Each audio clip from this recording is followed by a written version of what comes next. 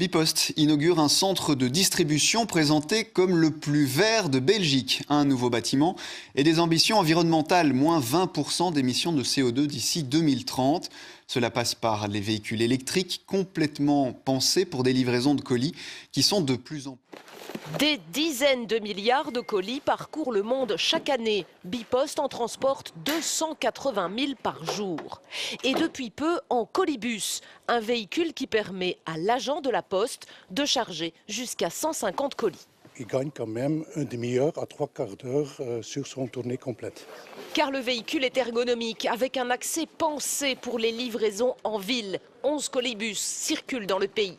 Il faut quand même compter que ce véhicule coûte presque 2 fois un prix d'une camionnette normale, mais on gagne ça en efficacité et avec le prix de diesel, ça nous aide. Objectif de l'opérateur, au moins 50% des véhicules électriques en 2030. L'énergie, c'est aussi un effort d'isolation et ces panneaux photovoltaïques, 66 mètres carrés sur ce toit. Ce bâtiment se veut être un modèle dans un secteur, le transport, qui est aujourd'hui loin d'être vert.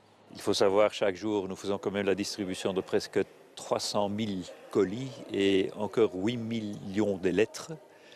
Et donc, ça veut dire que notre impact écologique est très important. Nous sommes bien conscients de ça.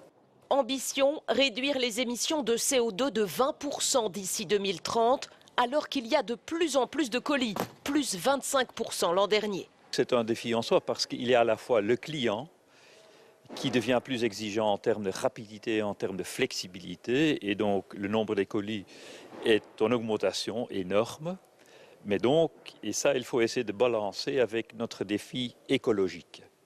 Et ça, c'est notre responsabilité. Bipost entend aussi garder sa place de numéro 1 des entreprises postales pour sa gestion de l'environnement, et ce, depuis 6 ans.